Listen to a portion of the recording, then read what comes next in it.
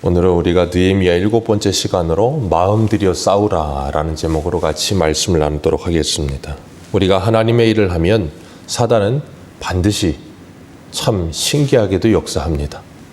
어떻게 그렇게 잘 아는지 교회가 말씀으로 부응하고 그리고 그 말씀을 사모하며 성령께서 성도들 안에 말씀의 역사가 일어나게 할 때는 항상 사단은 그에 맞춰서 역사를 하기 시작하고 교회가 분열될 수 있도록 사람들의 마음을 상하게 하고 예전에 이글수 권사님이 우스갯소리로 하셨던 것처럼 섭섭이 마귀를 넣어요. 섭섭이 마귀를 넣어서 사람들로 하여금 분열하게 만들고 은혜가 자꾸자꾸 떨어지게 만듭니다. 그때 우리가 해야 될 일은 뭐냐면 기도하는 거예요. 기도하면 하나님께서 사람과 사람과의 관계 속에서 하나님의 은혜를 부으셔서 부딪혀야 될 것들도 매끄럽고 부드럽게 지나가게 됩니다. 모든 사람이 모이는 곳에 문제가 없는 곳은 없습니다. 제가 가끔 예를 들을 때들 말씀드리지만 어떤 집이든 쓰레기는 다 있습니다. 쓰레기가 없는 집은 없어요. 그런데 그 쓰레기가 쓰레기통에 있느냐 아니면 집안에 널브러져 있느냐에 따라서 깨끗한 집이냐 더러운 집이냐로 나뉠 뿐이에요. 쓰레기를 가져다가 쓰레기통에 모아놓으면 깨끗한 집이라고 말합니다. 그런데 쓰레기가 널브러져 있으면 더럽다고 이야기해요. 똑같은 쓰레기 양이 있어도. 그런 것처럼 이 땅의 지상의 교회는 사람들이 모인 곳이기 때문에 어디를 가든 다 문제가 있습니다. 그런데 우리가 하나님의 은혜로 충만하고 기도하는 가운데 믿음으로 살아가면 하나님께서 그 모든 문제들이 다 쓰레기통 안에 들어가 있게 하세요. 그래서 문제가 되지 않게 하십니다. 그러나 우리가 기도하지 않으면 아주 작은 문제까지도 문제가 되는 일들이 많아져요. 그래서 우리는 더욱더 하나님 앞에 엎드리며 하나님께 기도해야 될 줄로 믿습니다. 오늘 1절을 보면 산발랏이 우리가 성을 건축한다 함을 듣고 크게 분노하여 유다 사람들을 비웃었다 그랬어요. 산발랏은 당시 사마리아 지역을 통치하던 총독입니다. 느헤미야 2장 10절을 보면 호론 사람이라 그랬어요. 이 호론은 어디냐면 에브라임 남쪽에 있는 베토론을 말합니다. 그 베토론 지역 이 722년에 북이스라엘이 아수르에서 멸망당하고 나서 아수르가 한 일이 뭐냐면 혼혈 정책을 썼어요. 그래서 북이스라엘 사람들 얼마를 잡아다가 아수르에 집어넣고 그리고 아수르 사람들을 강제 이주시켜서 북이스라엘에다 거주시켜놨어요. 그래서 북이스라엘 사람들이 그 아수르 사람들과 서로 오늘날로 말하면 국제결혼해서 혼혈이 돼버린 거예요. 근데 그냥 국제결혼만 하는 게 문제가 아니라 거기에서 무슨 일이 일어나냐면 종교가 믹스되는 일이 일어납니다. 그러면서 섞여버리니까 신앙의 정결을 잊어버리게 되는 거예요. 그 사건으로 인해서 남유다 사람들은 북이스라엘과 이렇게 상종하지 않게 되죠. 그런 상태에 있는데 이 산발랏이 예루살렘 성벽이 중건되어 가고 있다는 말을 듣고 나니까 화가 나는 거예요. 화가 나는 이유는 딱 하나입니다. 자신의 통치 영역이 줄어들기 때문에 그런 거예요. 남유다는 바벨론의 포로 70년이 끝나고 돌아와서 수르바벨 정전을 지었지만 아직 정치적인 자립을 하지는 못했어요. 그래서 사마리아 총독이 거기까지 다 다스리고 있는데 저 아닥사스다 왕의 조서를 가지고 내려온 이 남유다의 총독으로 내려온 느헤미야가 어떻게 보이겠어요? 눈에 가시처럼 보이는 거예요. 그리고 예루살렘 성벽이 지어지고 재건되고 그 다음에 이 성도 어떤 무너진 부분들이 다 다시 회복되고 나면 사마리아의 총독으로 있는 이 산발랏은 자신의 이 정치적인 입지가 어떻게 되겠어요? 줄어드는 겁니다. 쉽게 말하면 밥그릇 싸움에서 그 밥그릇을 빼앗기게 되는 거예요. 그러니까 지금 굉장히 그걸 힘들어하고 괴로워하면서 화를 내고 있는 거예요. 사람들은 누구나 다 이 싸움하며 삽니다. 이 당시에만 그런 것이 아니라 예수님 당시에도 그렇죠. 그래서 예수님 당시에 종교 지도자들이 예수님이 나타났을 때 예수님을 굉장히 싫어했어요. 이유는 딱 하나입니다. 자기들의 밥그릇을 빼앗겨서.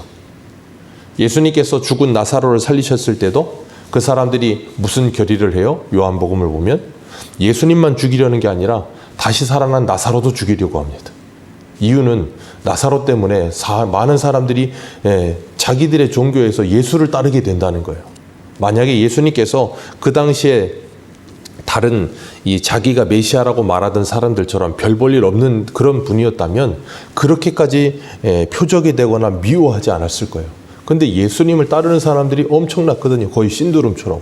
그러다 보니까 이 종교 지도자들이 예수님을 너무나도 신경 쓰고 너무 미워하는 거예요. 자기들의 이 입지가 줄어들기 시작하니까. 기득권이 없어지잖아요. 그러니까 그걸 가장 싫어하는 겁니다. 그러니까 이 느헤미야는 산발랏에게 있어서 어떤 존재예요? 굴러 들어온 돌입니다. 내가 털을 다 잡아놓고 있는데 굴러 들어온 돌이 들어와서 내 자리를 차지하려고 하니까 화가 나는 건 당연하다고 생각되는 거예요. 오늘 2절 말씀 볼까요? 2절 같이 읽겠습니다. 시작.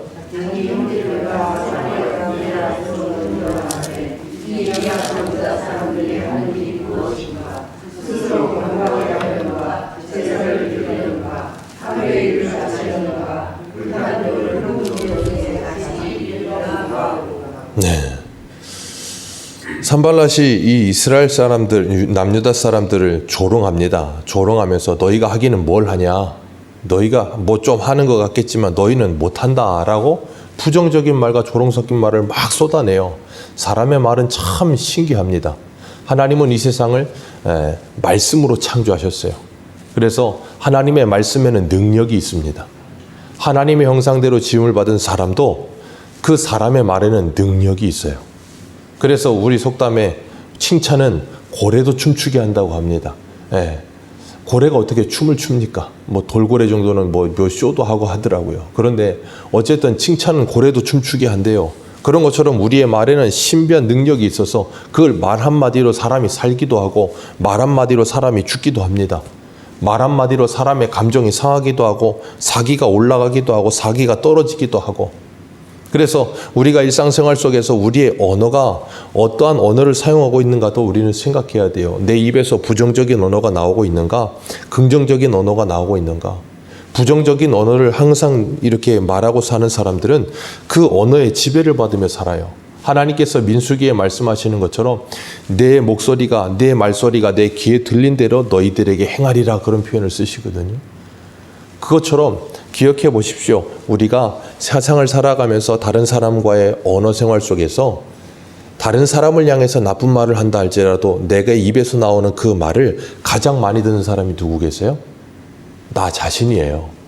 상대는 바뀌어도 말하는 주체는 바뀌지 않거든요. 그러니까 내가 항상 언어 생활이 나쁜 언어 생활을 하면 그 모든 나쁜 말을 내 귀로 내가 들어요. 그러면 그 영향을 누가 받겠어요? 내 자신과 내 영혼이 받게 되는 거예요. 우리는 깨닫지 못하지만 우리가 그렇게 영향을 받게 되는 거예요. 그러면 어떻게 되겠습니까? 우리의 영혼이 죽어갈 수밖에 없어요. 그래서 그리스도인들은 예수 그리스도를 믿고 새 사람이 되었다는 건 우리의 지식에까지 새로워짐과 동시에 우리의 언어 생활에도 변화가 있어야 될 줄로 믿습니다. 그래서 사도 바울은 에베소서 4장 29절에 이렇게 말해요. 무릇 더러운 말은 너희 입 밖에도 내지 말고 오직 덕을 세우는 데 소용되는 대로 선한 말을 하여 듣는 자들에게 은혜를 끼치게 하라. 그것이 그리스도인의 언어 생활이 되어야 할 줄로 믿습니다. 산발랏이 이런 부정적인 말을 할 때 옆에 있던 사람이 있어요. 그 사람이 3절에 보니까 암몬 사람 도비아라 그랬어요.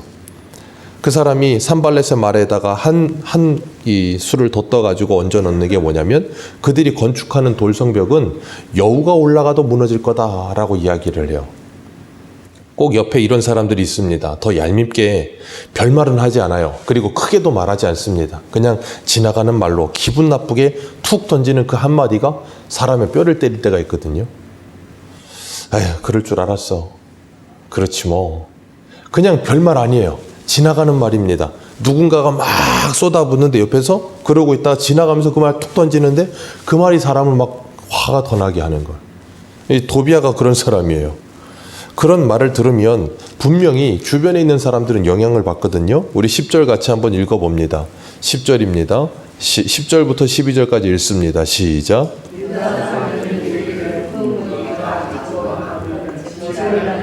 힘이 다 빠졌으니 우리가 성을 건축하지 못하리라 하고 우리의 원수들은 이르기를 그들이 알지 못하는 보지 못하건 사이에 우리가 그들 가운데 달려들어가서 살육하여 역사를 그치게 하리라 하고 그 원수들의 근처에 거주하는 유다 사람들도 그 각처에서 와서 10번이나 우리에게 말하기를 너희가 우리에게 와야 하리라 하기로.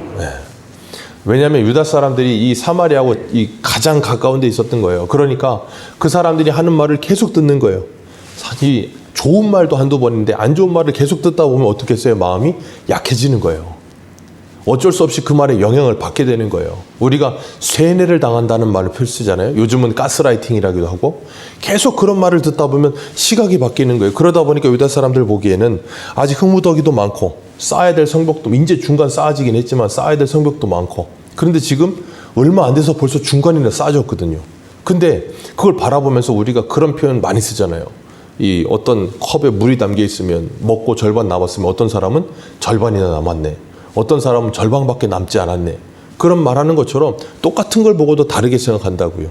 분명히 지금 오늘 본문에 보면 절반이나 싸졌어요. 그러면 이 단기간에 절반이 싸졌으면 야 이거 진짜 되는구나 라고 생각하면 되는데 산발라 도비아의 말을 자꾸 듣다 보니까 현실이 그렇게 보이질 않는 거예요. 마치 뱀의 말을 들은 하와처럼 전혀 다르게 보이는 거예요. 그러다 보니까 어떻게 해요? 힘이 빠지고 마음이 약해지고 두려움에 휩싸이는 거예요. 이 근거 없는 두려움에 휩싸이면 사람이 답이 없어요. 그냥 답이 왜 그런지 모르겠는데 실체가 없고 근거가 없는데 그냥 말만 듣고 마음의 두려움이 확 나를 사로잡아 버리면 거기에 그냥 사람이 확 주저앉아 버리는 겁니다. 그래서 사단은 우리의 마음과 생각을 계속 공격하는 거예요. 다른 거 공격하지 않아요. 사지백체가 다 건강해도 마음과 생각만 확 무너지면 온 몸이 무너져서 생활이 안 되는 거예요, 사람이. 그렇기 때문에 우리가 잊지 말아야 될 것, 사람의 말을 조심해야 된다는 걸 기억하시길 바랍니다. 사람의 말이 우리들을 무너뜨려요. 그런데 하나님께서는 참 신기하게도 아브라함에게 이런 말씀을 하셨어요. 너를 축복하는 자에게 내가 축복하고 너를 저주하는 자에게 내가 저주하리라. 그 말은 뭐예요? 하나님께서 우리의 편이 되어주시겠다는 거예요. 그리고 하나님께서 우리와 함께 하시면서 싸워주시겠다는 거예요. 그러니까 우리는 이런 일이 있을 때 어떻게 해야 돼요? 이런 사람들과 싸우면 안 되는 거예요. 느헤미야가 그래서 이 사람들하고 안 싸웁니다. 안 싸우고 느헤미야는 오늘 본문에 보면 4절에 뭐예요? 우리 하나님이여 들으시옵소서 하면서 곧바로 뭐 하냐면 하나님께 기도합니다. 다른 거 하지 않아요. 그냥 하나님께 기도해요. 우리가 고린도후서 15장에도 보면 사도 바울이 에베소에서 두란노에서 말씀 전할 때 거기에서 맹수들이 자기에게 달려들었다 그랬어요. 그때 사도 바울이 뭐라고 표현했냐면 사람의 방법대로 그들과 싸우지 아니하였다 그랬어요. 얼마든지 싸울 수 있었어요. 근데 사람의 방법대로 대항하지 않았다는 거예요. 그리고 나는 날마다 죽었다. 이유는 하나예요. 고린도전서 15장은 뭘 말하고 있어요? 부활. 부활이 있다는 걸 믿었기 때문에 나는 날마다 나를 죽이며 살았다. 그리고 그 모든 걸 뭐 했겠어요? 느헤미야처럼 하나님께 기도하는 거예요. 하나님께 기도할 때 하나님께서 반드시 역사를 이루어 주실 줄 믿습니다. 그렇기 때문에 우리는 사람의 마음을 휘둘릴 게 없고 사람들이 무슨 말을 하든지 그 말을 그냥 아무 생각하지 마시고 가지고 그대로 가셔서 하나님께 기도하시면 돼요. 이사야에도 보세요. 산헤립이 쳐들어왔을 때 이사야가 뭐 합니까? 아무것도 안 합니다. 그냥 그 조서 가지고 가서 이사야한테 갖다 놓고 기도해달라 그래요. 기도했더니 하나님이 어떻게 하세요? 그 다음날 바로 그냥 하나님의 사자 보내서 18만 5천을 썰어버리세요. 하나님께서는 반드시 우리의 기도를 들으시는 줄 믿습니다. 기억하세요. 하나님의 사람들은 사람의 말에 귀 기울이지 않습니다. 우리가 그런 말 쓰잖아요. 한 귀로 듣고 한 귀로 흘린다. 오늘 본문의 유다 사람들은 하나님의 말씀을 한 귀로 듣고 한 귀로 흘렸어요. 근데 산발락과 도비아의 말은 그 말을 듣고 그 말을 마음에 담아두고 있는 거예요. 그런데 하나님의 사람 느헤미야는 산발락과 도비아의 말을 한 귀로 듣고 한 귀로 흘려버리고 하나님께 가서 기도하는 거예요. 그러면서 뭐예요? 하나님의 말씀을 붙드는 거예요. 여러분이 여러분의 일상 속에서 어떤 사람들과 생활하는 가운데 누군가가 내 말을 할 때가 있거든요. 좋지 않은 말을 할 때도 있고요. 그러다 보면 그 말이 돌고 돌아 들려요. 근데 그 말이 길지도 않고 그냥 짧은 문장이고 아주 사소한 말일 거예요. 근데 그 사소한 말 하나를 들어서 기분이 나쁘잖아요. 사람이 그때부터 하루 종일 기분 나쁩니다. 주야로 그 말씀을 묵상해요. 네 두고 보자. 그러면서 여기에 앙심을 품고 하나님의 말씀은 한 귀로부터 들어가서 한 귀로 자꾸 나오고 그 말씀은 들리질 않고 그 말만 맴맴 도는 거예요. 그때 우린 뭐 해야 된다고요? 기도해야 돼요. 그거 우리가 어떻게 바꿀 수가 없어요. 그걸 하나님께 기도하고 하나님께 맡기며 하나님의 은혜로 내 안에 채워야 그게 그냥 흘러가요. 안 그러면 여기 남는다니까요. 여러분의 인생이 그렇게 되지 않기를 축복합니다. 왜냐하면 그렇게 되면 내 인생의 시간만 흘러가고요. 나 자신의 영혼만 황폐해져요. 오늘 느헤미야는 그들의 그 말을 마음에 담지 않고 하나님께 기도하고 난 후에 기도만 한 게 아니라 어떻게 하는가 하면 어디 있습니까? 6절 말씀 같이 읽겠습니다. 6절입니다. 시작. 이에 우리가 성에 건축하여 전부가 연결되어 높이가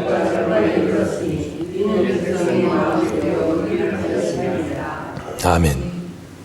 이 6절에 마음 들여 일하였습니다. 이게 오늘 제목으로 제가 정한 거거든요.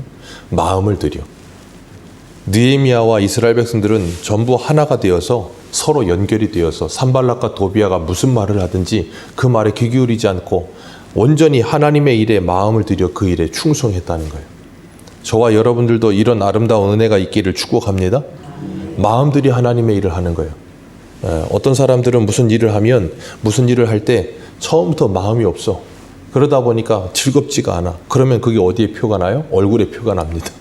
얼굴에 표가 나서 일을 하는 그 사람도 일이 진척이 되지 않고 얼굴에 표가 나고 그걸 시켜놓고 지켜보는 사람도 기쁘지가 않아. 그럴 때가 있어. 그래서 흔히 언손으로 일한다는 표현을 쓰죠. 그렇게 된다고요.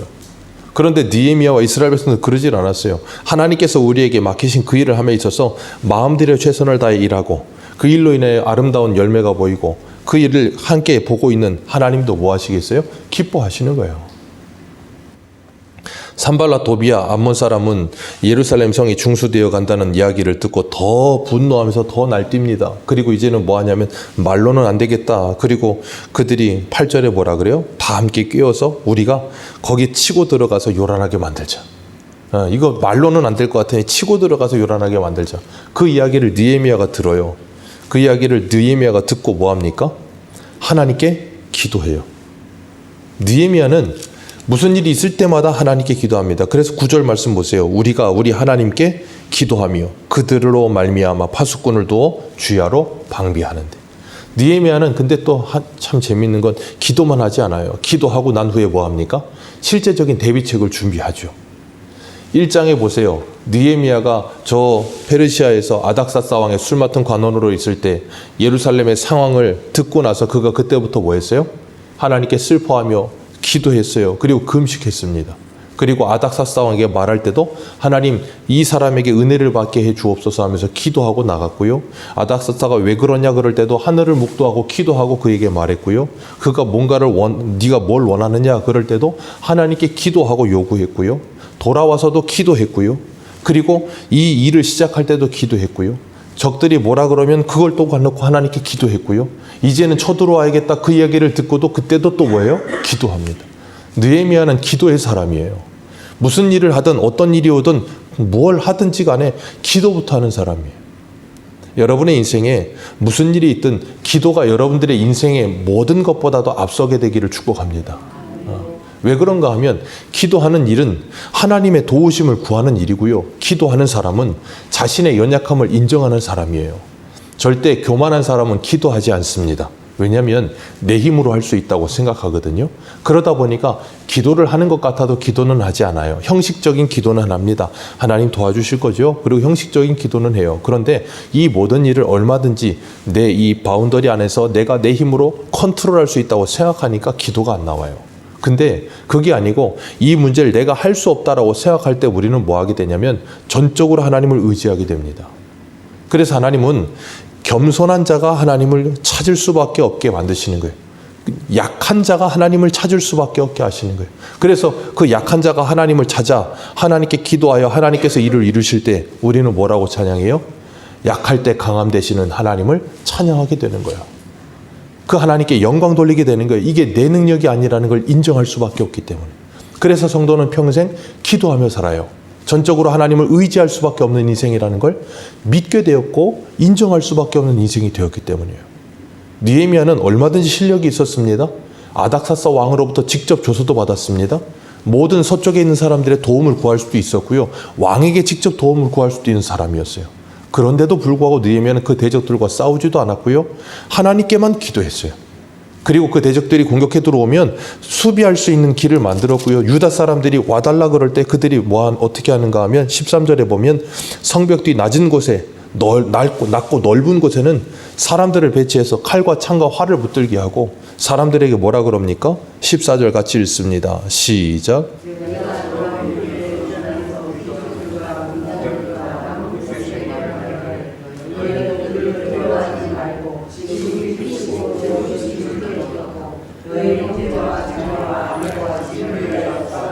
하연 아멘.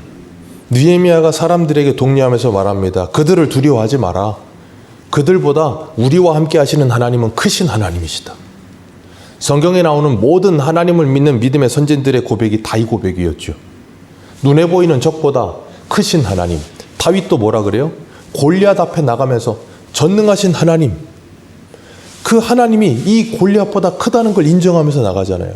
민수기에 나오는 이스라엘 백성들이 아낙 자손을 보고 뭐라 그럽니까? 10명의 전타꾼이 우리는 스스로 보기에도 메뚜기라. 그때 여호수아와 갈렙만 뭐라 그래요? 그들은 우리의 밥이라.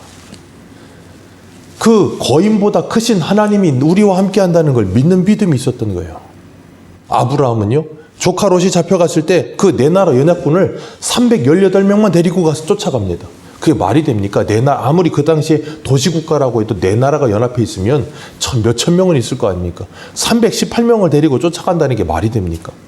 기드온이 이 미디안 연합군이 12만 5천 명인가 12만 13만이 되는 그 미디안 연합군하고 싸우는데 하나님 몇 명을 만들어요? 300명을 만드시잖아요. 그게 어떻게 싸움이 됩니까? 그런데 하나님은 항상 언제나 하나님의 싸움을 하게 하실 때 그런 말도 안 되는 구도 속에 우리를 두시고 하나님께서 어떻게 일하시는지를 보게 하면서 하나님을 가르치세요. 오늘 기드온도 하나님이 어떤 분인지를 알았기 때문에 이스라엘 백성들에게 하나님이 기드온을 통해 이 느헤미야를 통해서 뭐 하세요? 하나님이 누구신지를 가르치시는 거예요. 그래서 제가 느헤미야 시작하면서 말씀드렸죠. 실제적인 성벽을 짓는 일보다 더 시급하고 중요한 일이 뭐라고요? 이스라엘 백성들의 신앙을 다시 일으키는 일. 지금 하나님이 그 일을 하시는 거예요.